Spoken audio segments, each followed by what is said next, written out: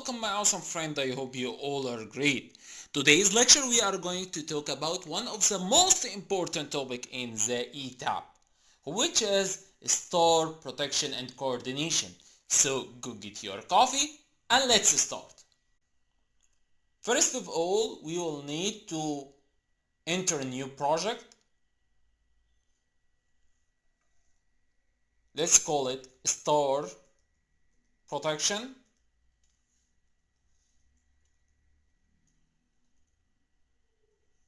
And OK, and OK.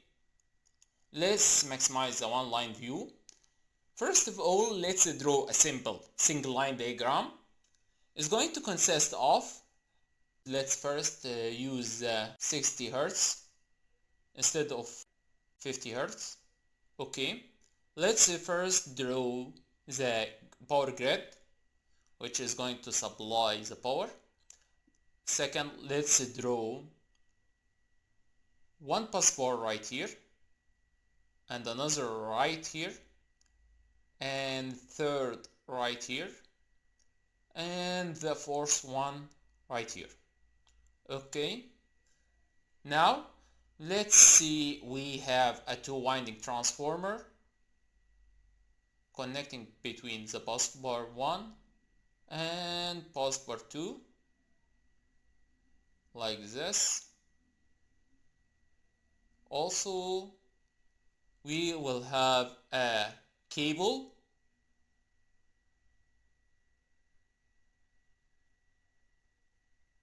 is going to connect between this point and this point. Okay, let's remove this busbar, we don't need it.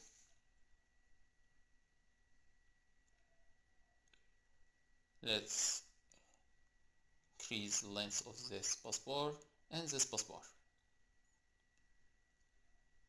First thing, we will have a 4 loads. Let's say 4 lumped load, one right here and another one right here and the third one right here, and the last one is going to be on this busbar.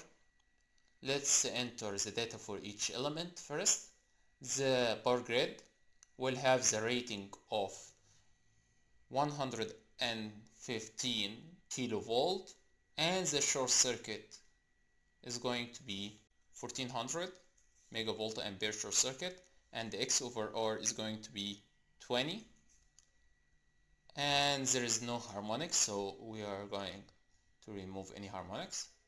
Second thing, let's edit the rating for the transformer.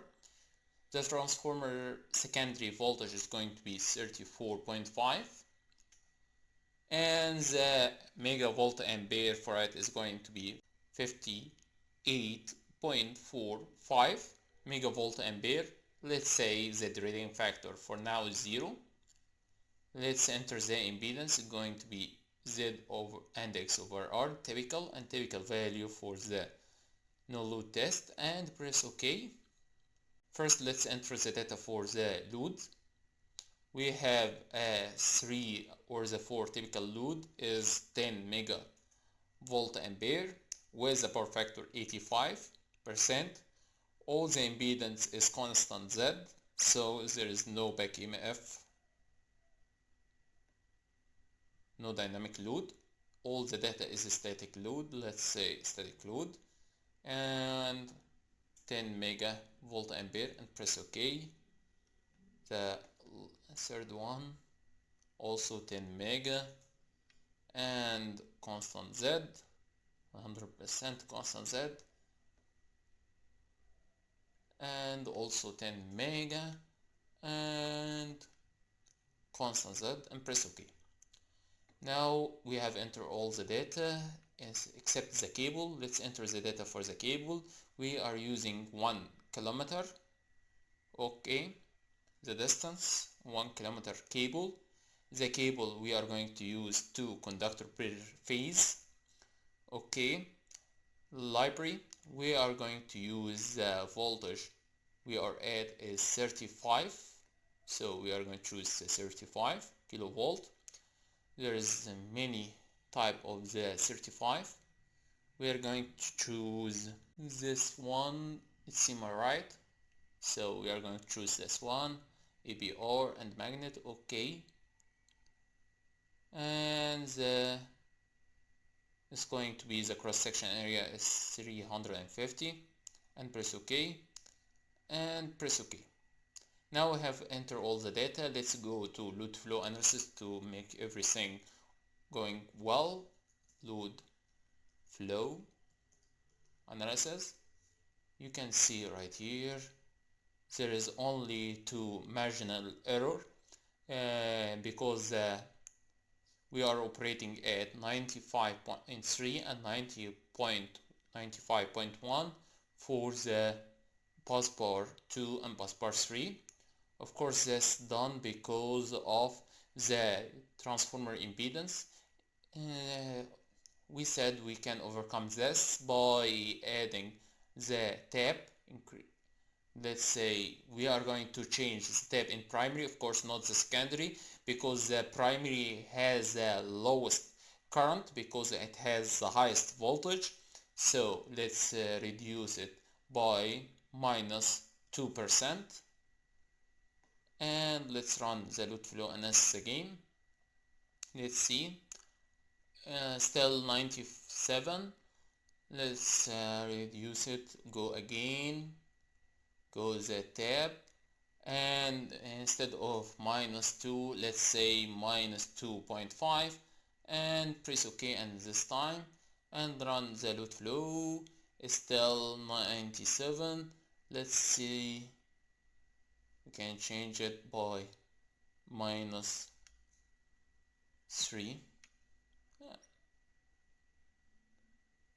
There is no any marginal error now. Everything going fine. Okay, first of all, let's save this file. Okay, everything is going fine right now. Everything, the voltage drop, there is no voltage drop. Let's add our overcurrent relay and the current transformer. Let's say we have a current transformer for each load. Okay, one right here and one right here and the other one right here. Okay, no, okay, and one to protect the cable, and one to protect this bus bar, and one to protect the transformer. Okay, now as you can see we have typically 1, 2, 3 and 4 and 5 and 6 CT and 6, of course, 6 multifunction relay or OCR. Let's say this one and this one and this one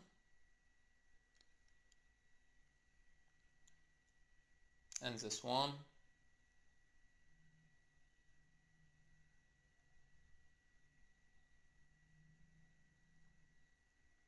and this one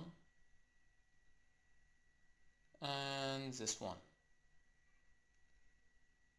Okay, let's go after adding all the OCR. Let's run the load flow analysis again to enter all the data for the OCR.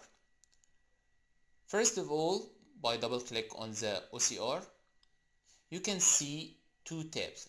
The library tab, we are going to choose for now the specific one, the CO4 from ABB, this one, and let's say CO4.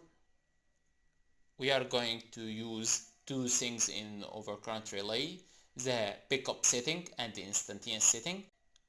As you can see in the setting of the overcurrent relay, there is two tab right here and another tab over here. This tab is used for the overcurrent and this tab for instantaneous. The overcurrent tab is used for the inverse time tripping, and the instantaneous tab is for the instantaneous tripping.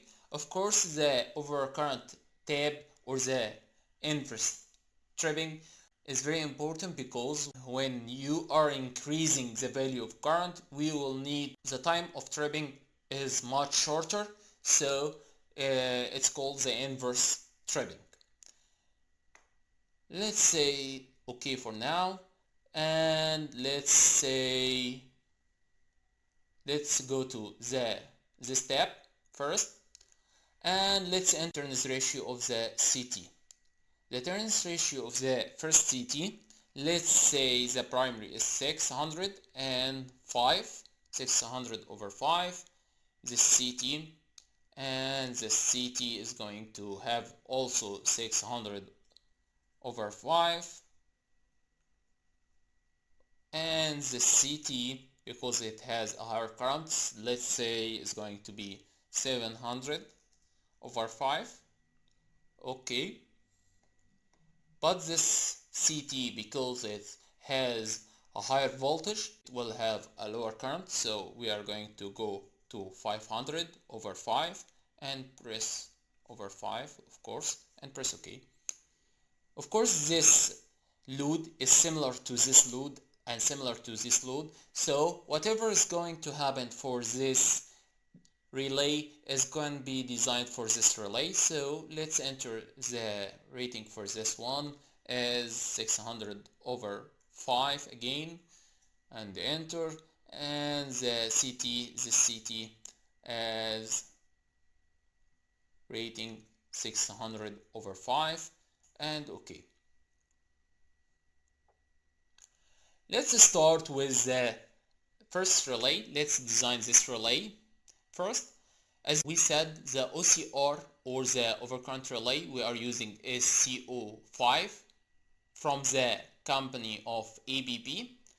There is two part of setting, this setting or overcurrent setting and instantaneous setting. The overcurrent setting is used to trip when this relay is overloaded. So we are going to need the current from the load flow.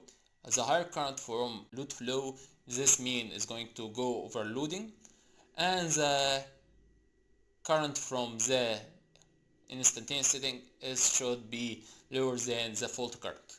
So let's start with the load flow analysis and get the value of the current flowing to this load. Let's choose from right here the kilovolt, ampere and ampere. Let's choose the ampere only, we will need the ampere and the value of it. Okay, as you can see, we will need about the current 164.1 ampere. Double click on it, let's go to OCR.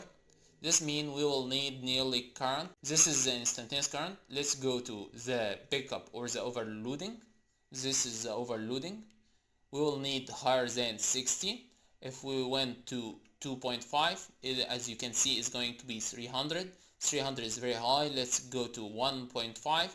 1.5, this means over higher than 164. This relay is going to trip as inverse when I reach 1.5 or the 180 ampere.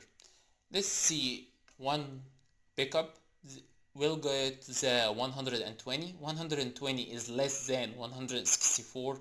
This means when the lumped load is operating at normal case and drawing the current of 164, this relay is going to trip inversely. So the one pickup current is not correct for this relay, so we are going to choose 1.5. And of course you don't need to use the 2 because the 2 is very high, so we are going to choose only 1.5. Okay, as you can see also the time dial right here, we will explain more later, but let's leave it for now 0.5 and press OK. Whatever I did for this relay, let's do it for this relay. OCR, the type of this relay is ABB, it's CO4, and press OK, and we are going to use the 1.5 and press OK. And also for this relay